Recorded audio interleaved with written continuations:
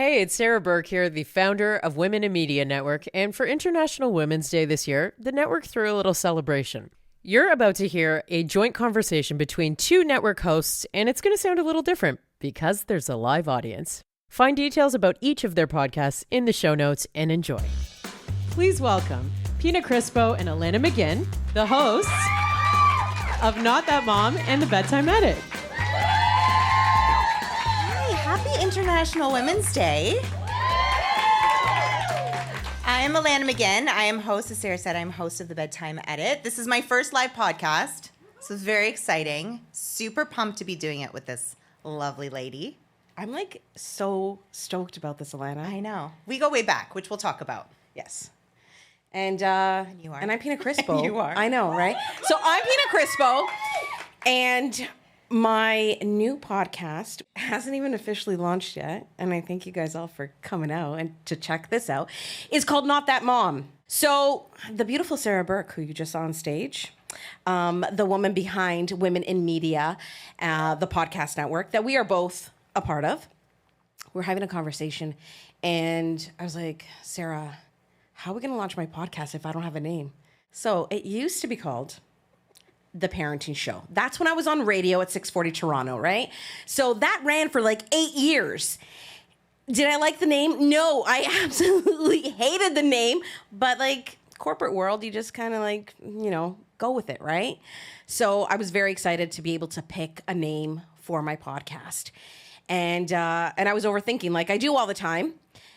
And so I'm like, Sarah, we really need like a name that speaks to who I am as a mom, something edgy, something cool, because like I think that I'm badass.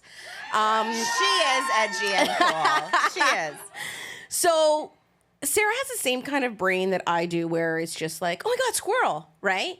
And so we're like in the middle of this conversation, and then she says to me, she's like, wait, I left a carton of eggs out. I thought it was the empty carton, but it was a full carton, and I left them out for 2 days. Like, are they still okay? And I was like, Sarah, fuck, man. Like, you're asking me? Like, I'm not that mom. And then the light bulb went off, and I was like, that's it. Sarah, did you just get that? She's like, oh my God, I think we're on something. Right away, she did her, like, producer stuff, and she's like, that's it. We got it. And so now, that's how Not That Mom came to be. Yeah. Okay, but more importantly, did you eat the eggs? Oh, I know, Sarah. And Sarah survived. ate the eggs, and she is still here. There we go. And that's how So I was very fortunate to have guested on the Parenting Show. For years. Yeah, but this is like super fitting for you. So I'm pumped to see. And the Bedtime Edit for you? The Bedtime. So you know what's funny, Sarah, is that it was March last year. So I am a sleep coach. My company is Goodnight Sleep Site. I work with babies to adults, major corporations. I work with sleep education, sleep health, stress management, and I'm in the messy middle of life, full blown. And I had the absolute honor and pleasure of being a guest on the Jan Arden podcast last year. And Sarah, as many of you know, is the producer on that podcast. And Caitlin Green, who's also a host on that podcast, I worked with her and her little guy. And it was March last year when I sent you that message after. So the Bedtime Edit is all about the messy midlife stories. We hear a lot about menopause and perimenopause, as we should. Super happy that those conversations are happening. But for women in that stage of life, we go through a lot of transitions in this life, menopause being one of them, but we go through career changes. And I'm a mom of 3 teens, recently gone through a divorce in an amazing new relationship. The only man in the audience. Let's give him a big shout out to Nick. Shout out to Nick. And a lot of that navigation keeps you up at night. So really the basis of this podcast is what is keeping you up at night during that messy middle. And those are the conversations that I'm having. So I'm having them there'll be solo episodes where I share a lot of stress management tips and sleep health. I have a lot of experts on talking about these different stages of our life. And really the main focus of this podcast is sharing personal stories. So what is your messy middle? What is your messy middle? How can I help you sleep better during that messy middle? So I love sleep, Alanna. Yeah. I don't get enough of it. Who doesn't? And we've talked and about this. unfortunately, we don't at this stage. We've talked about this so many times. And that's something that I'm going to have you on my podcast to talk about some more. Yes. Because like you said, we've been doing this for so long together on a radio level through the parenting show. So why not continue on this beautiful relationship that we have through our podcasts? Because it's been quite a few years that we've known each other. I don't remember where we met. It was a mom conference, the one in Niagara. I'd tell you guys what it was called, but I'm not going to lie. Oh, we're getting into it. We're getting because Alanna knows my memory's not the best. You know, that's the pothead in me, right? So, but it's your memory, you know, works when it needs to. It does for the important things. We won't mention this conference for the important things. So for myself, I've always been a radio girl. I started in radio when I was 16 years old. I've worked at like amazing places like 102.1 The Edge, where I was like the first female under Chorus ownership to have the title of promo and marketing director. And I was the youngest to have that title, right? And Sarah and I share that background at Chorus and The Edge. And prior to The Edge, I was at Q107. And then I was pregnant and went on mat leave. And my job just went away. But that is the corporate radio world for you, right? So, for women. Yes, women. Thank you. Yeah. So from there, a few years later, weirdest thing, they gave me back my pass card at Chorus and gave me back gave me a show. And I was like, I don't think these guys remember anything. And they gave me my email, which was the same email. And I was like, oh my gosh. Like to the point where I went in to get my pass card and it was my picture from like 7-8 years prior to that. And I was like, all right, sure. I took it and I ran with it. But now I'm so excited to be entering this new part of my life with my podcast on my own, independently, with Sarah and the amazing team of the Women in Media Network. And amazing women like Alanna and her podcast, right? So super stoked about that. And radio's always been part of my life, but it's 2025 and podcasts are where it's at. I'm going to have amazing guests on, like Alanna. And we're going to talk about the good, the bad, the ugly, but more so the real part of mom life. Unfiltered, messy. I'm not sugarcoating shit for anyone. Because I want the moms out there to be like, oh my God, yes, I know what that is like. And now I don't feel so alone. So that's what Not That Mom is going to be talking about. I love it. What is keeping you up at night? What's the big story? So one thing I've never talked about on social media, because I'm also a content creator, never talked about it on the parenting show, co-wrote 2 books, never really talked about it. But now with this podcast, I am going to open up and talk about a lot of things that I've never talked about before. One of the things that's keeping me up is divorce life. Navigation. Yeah, which a lot of people don't know. A lot of people didn't even know that I was married. And I was for a very, very long time. And in a relationship with the father of my 3 children for 21 years. Yeah. And it's not even officially, I'm not even officially divorced.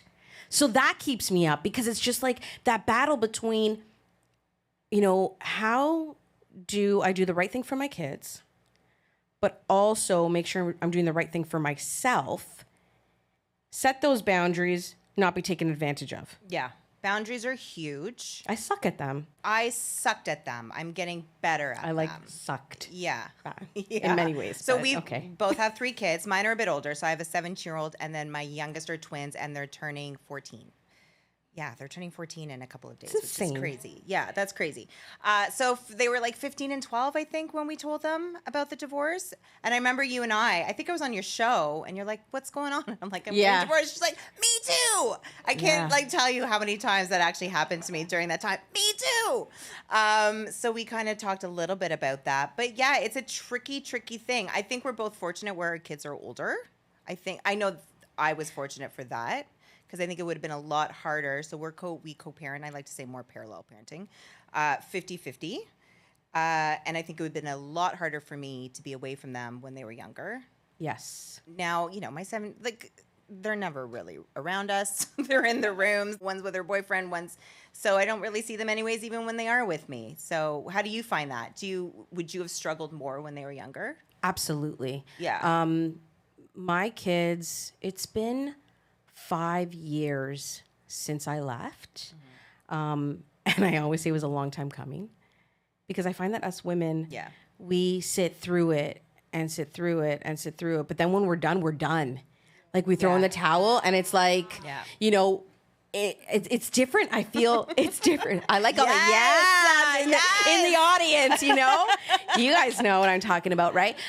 But we've already like ended this in our minds and we've mourned it. And it's just like, now it's just like, okay, lock and key. Like I am officially done, right? It was done. I had grieved. I had it was so by the time I actually said it out loud to him, to the kids, to even my family, I was like, and I'm done. It's done. Yeah. But I also struggled I didn't struggle. He more struggled because for those who just found out about it, and maybe you went through this too, they're just finding out about it. Yes. So I'm like, I'm ready to move on. What do you mean we have to like go through these conversations and do all this stuff? Like I've been doing this alone for years. Yeah. Right? Yeah, that was a transition. Yeah. So And something I had to grow from because that was on me. Absolutely. And I feel you on that level, like in so many different ways. But when I did that, my youngest, he was 4 years old. Okay. So Marcus was 4. I didn't realize. Oh yeah, I guess Lily I forget he's was younger. 6. And then Samantha was 8 because my 3 are 2 years apart each. But honestly, it was hard. Now they're a bit older, 13, 11, and 9.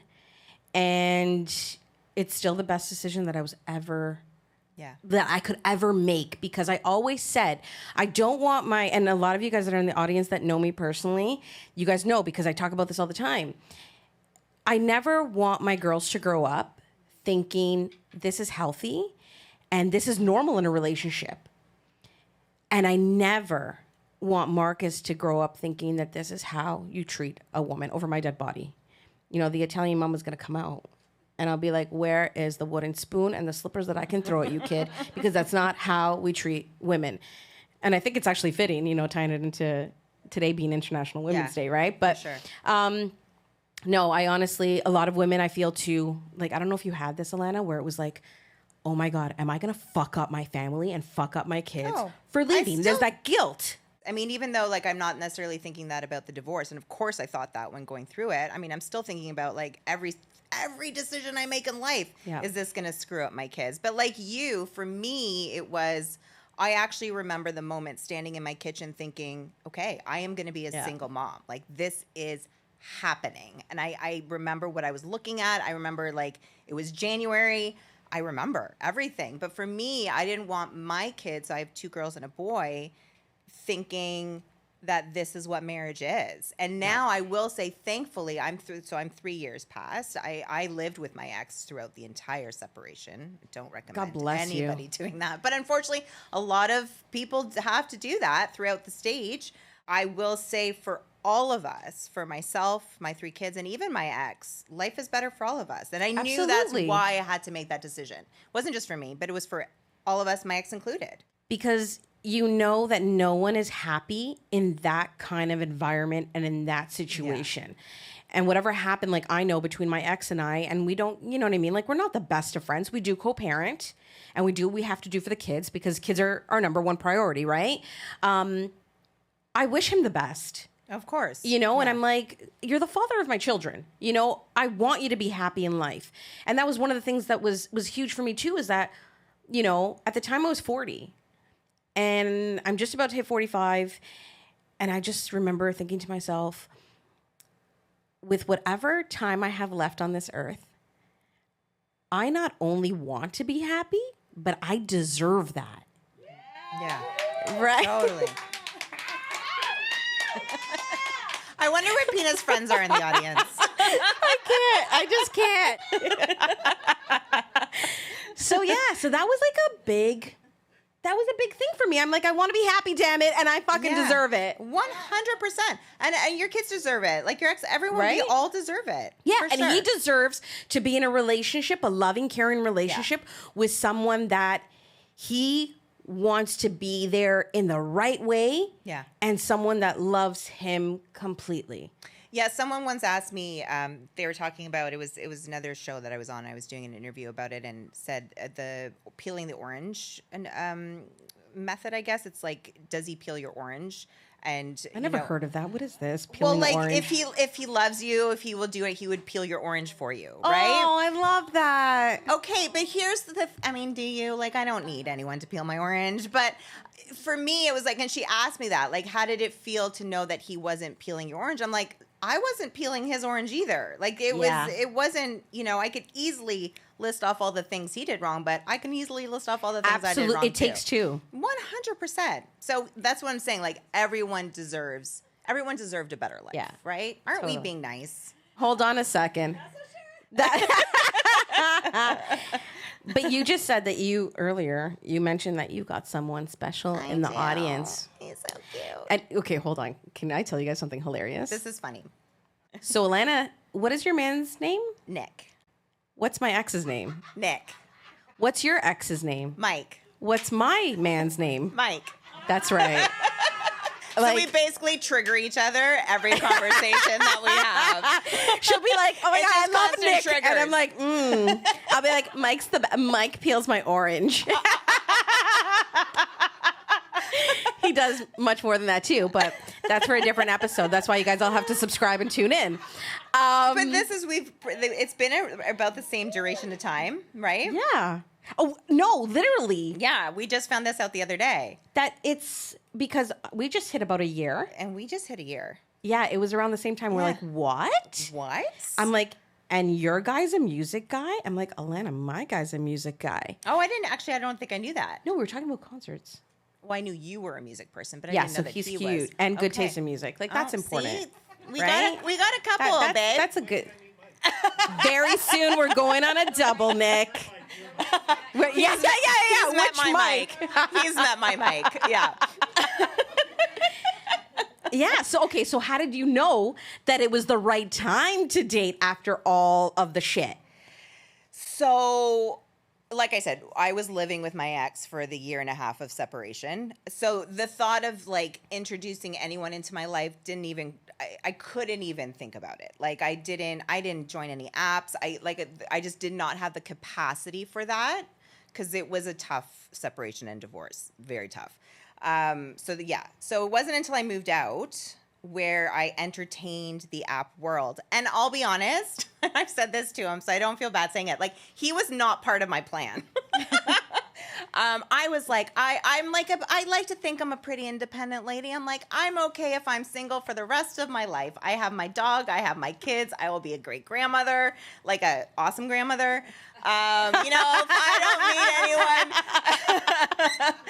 I don't meet anyone, I'm okay. And then I went on the app, and he was my first date. No, he was not. Yes, I know. I'm sorry. Fuck? I always feel so bad about that. I know. I got lucky, and I'm not just saying that because he's in the room, but no, did. she totally got lucky. Yeah, I went out for breakfast with one of my girlfriends. She'll probably kill me for saying this. Yesterday. She's also in the same boat, like single, divorced, and she's like, "You bitch." I'm like, "I know, I'm sorry. I didn't mean to. It just happened." But it's so true because it does sometimes. I find that it creeps up and it just happens. Yeah. For me, I waited 2 years after to even think about dating.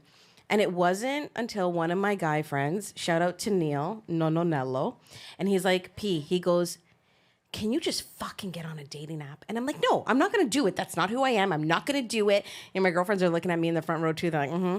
And, but I finally did it 2 years after because I wanted to work on myself. I wanted to like try to heal, because I didn't want to go out there broken and a busted hot mess just to fuck with someone else. Like, I know what that felt like, and I wasn't going to take any part in doing that to someone. So I was like, okay, I'm going to do my work and then I'm going to do this.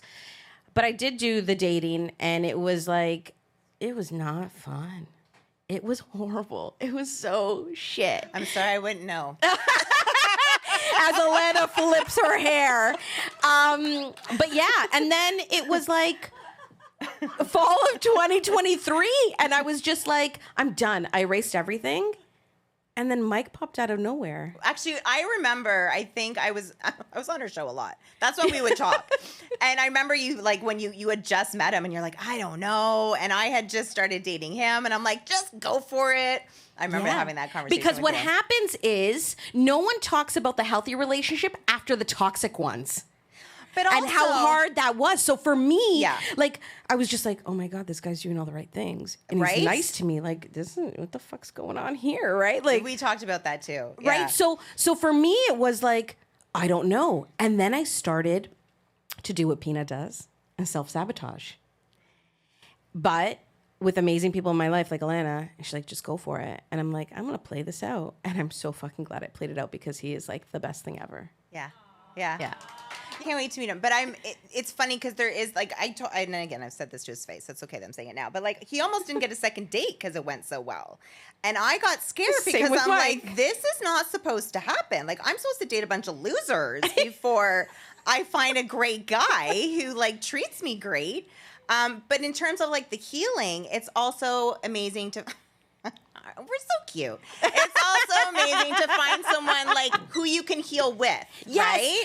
And that's okay too. And I had to get over that. Like I had to like allow myself to think that. I am so happy you said that because I think a lot of people say, no, you need to heal completely. First of all, no one's going to ever fucking heal completely, okay? No. But you need to heal before you can. No, we're a work in progress. Yeah. And it's so beautiful to find someone that you can heal with together and be there for one another because you're a team. Yeah. And I can honestly say that Mike's my best friend. Yeah. Aw, him too.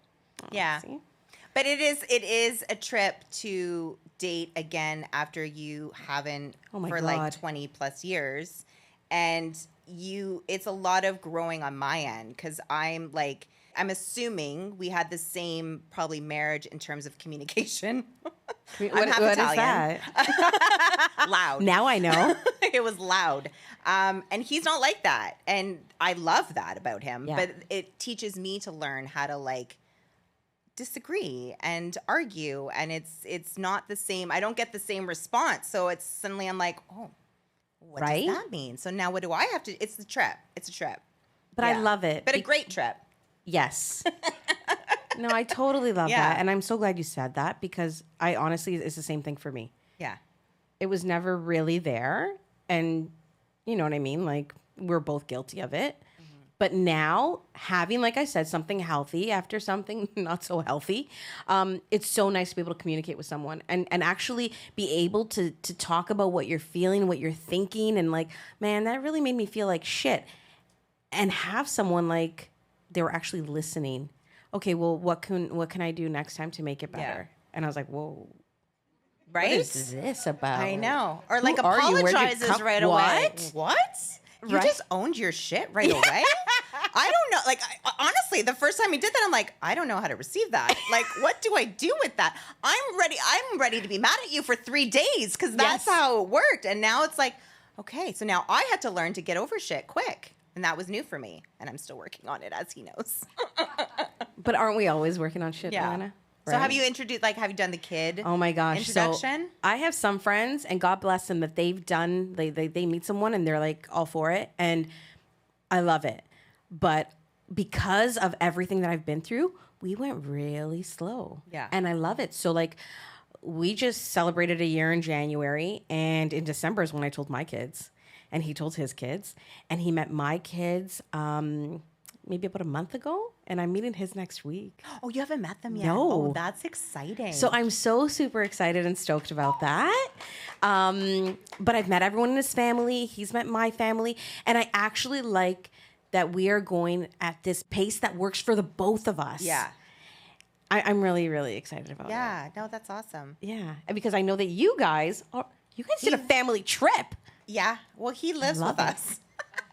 He's moved in. Nick. Yeah. No, he's in. I love it. He's in. I love it. No, my kids were great with him. But we didn't wait a year, but we waited 6 months.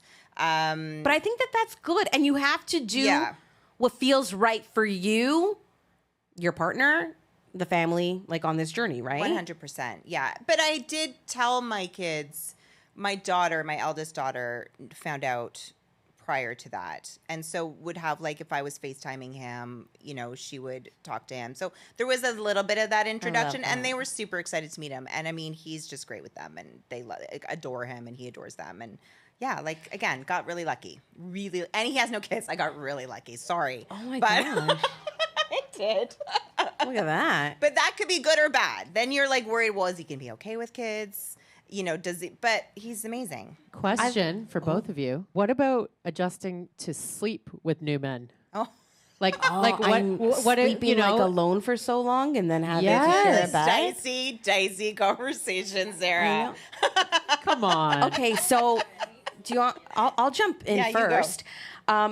Mike has a king size bed, so like we'll do our little cuddle, and then it's like, all right, night night, and we both roll over to our sides, and like no one's hot, like you've got your own space, it's all good. You know what I mean? Like, yeah. So for me, it was great. I no complaints, because we both like to sleep in that kind of way. First of all, there's no other size than king size if you are sharing a bed. This is Coming from the sleep expert here. Like, I'm sorry. So we also have a king size bed. So when we first had an overnight, I'm like, dude, you have sleep apnea. Like, 100%. It's my job to know these things. And he's like, damn it, I thought it went away. I'm like, that doesn't go away. So yeah, like bad. What was it? 90 times per minute he would stop breathing. Like, what? Bad. Yeah, bad. So if anyone listening, this is I'm putting my sleep habit on here. 90 times an hour, not 90 a minute. times an hour. I was I'm like, sorry. Well, that's still whoa. bad. I'm happy to see that you're here, Nick. It was bad. So yeah, until he got tested, and that takes time, and the CPAP machine and all that, it was a lot of snoring going on. So good sleep for him, in terms of he was sleeping, not so great sleep for me. But now that he has his CPAP, life is a lot better for both of us, unless it comes off. And that's when he sees raging Alanna. It doesn't happen during the day, just at night. And it just happened a couple nights ago, which is why we're laughing so hard that you asked that question. I love it. All that stuff that you've talked to me about sleep as well. Like, are you doing all the stuff that you need to do that you tell me about? Like, set up your room, Pina, no electronics in the bedroom, blackout blinds. Make sure that you're changing your bedding. You bitch. You're asking Make sure me that this you have the question. appropriate bedding for that time of the year and the seasons and stuff like that. We do have a habit, and what we like to do before we go to bed, amongst other things, but this is the main thing that we do before I like we go the to bed, spiciness. is we do like to go on TikTok and like do a Oh little my God, we couple do of that scrolls. too. It's our TikTok time. He's like, get out the TikToks, babe. I'm like, okay. That's what we do This too. is like 48 and 40, almost 47. Like, this is what you That's do. life. Yeah. So I like don't it. advise it. Put the social media away before you go to bed. But I set boundaries. We shut it off once we're getting tired. But Alanna also has told me in the past that, you know, to get ready for bed and get a good night's sleep and get your rest, do something, you know, that really relaxes you before bed. we And know I've what you do. always liked that piece of advice. All right, we are going to get into a giveaway. The sleep is the theme. So there's a tumbler, there's a journal, there's a sleep mask, there's a lovely bedtime candle, and the other prize pack is merch. You get some Women in Media merch. So a tote, hats, t-shirts, fun stuff for that. Which, by the way, yes. I know Sarah mentioned this earlier, but if any of you guys don't win and you're like, oh my God, this merch is so awesome, you can purchase it outside. And like Sarah said, proceeds will be going to the London Abused Women's Center. So you get to go home with some sweet swag and you get to help out a great cause. Okay, Awesome. back to you, Awesome, Alanna. awesome. Okay, so how do you win that gift pack? You have to answer a question. So we have the time change. You guys know the clock's changing tonight? This morning? I know. Yeah? Yeah. DST, Daylight Saving Time. Tonight. I know. Save the we're daylight. It's my saving it. favorite kind. Okay, so here's what I want to know. Are we gaining an hour or losing an hour? Losing an hour. Good job. Ooh, I This is the love hard it. one. This is the hard one. Okay. Is it daylight saving time or standard time? I think we're going into daylight savings time. You got it. Good job. Yay. Alanna, tell her what to do with the journal. So journaling is great. Thanks, Sarah. Producer Sarah. So journaling is great. Actually, a study shows that women should get 20 more minutes of sleep because we have so many tabs open in our brain and we exert a lot more mental energy than men do. Sorry, honey. But it's true. So a great way to give your brain that dump and to clear your head before you go to bed is to journal. Now, you don't have to, when I say journal, it doesn't mean you have to like write out your thoughts and feelings if you don't want to, but just write out your to-dos. There's something, in my opinion, there's something always to be said about pen to paper and actually physically writing out. Like it could be your grocery list for the next day, things you want to do at work the next day, goals you want to accomplish the next day, what you have to do in the morning when you first wake up. So it's not swimming around in your brain at 3 o'clock in the morning. So journaling is a great easy tip for bedtime. Pina looks like a journaler. I'm not that mom. But I'm What the fuck, Sarah? Do you think I bake cookies for my kids after school too? No. Hey, that's all right for those that do it, but I'm just not that mom. As we get into like our last few minutes here, I would love to know about some of the women in your life that you admire, who inspire you, as it is International Women's Day. You both inspire me, and I wanted to say thank you so much for being a part of the network. I know. That's so The feeling's mutual. Yeah, 100%. I have to say, obviously, my mom's at the top of my list, right? Who can't be here today because what is she doing? She's running around with my kids, dance, birthday party, all that stuff, right? So my mom, one of the strongest women I know, and she's the glue that holds my family together. But also people like Sarah, Alanna, and all my amazing ladies that are in the audience that came to support me today. I cannot thank you guys enough for all the love and support because that means the world to me. So I'm so happy that you were here to share this with me on International Women's Day. And you are all kick-ass ladies. Yeah. There we go. Yeah. What about you, Alanna? Mine's the same. You know, in the past 3 years, I have to say the rocks that my mom, my sister, who also went through a divorce at the exact same time I did. My poor parents. Gosh. Yeah, that was a trip. And hers was so much easier. And they're like, what did we do wrong? No, we both left them. At least we both left them. But my mom, my aunt, who was like my second mom, my sister, my friends were my biggest support. You know, relationships like this, colleagues that you work with, my team. I have an amazing group of sleep consultants that are on my team, and Becky, who's my right hand.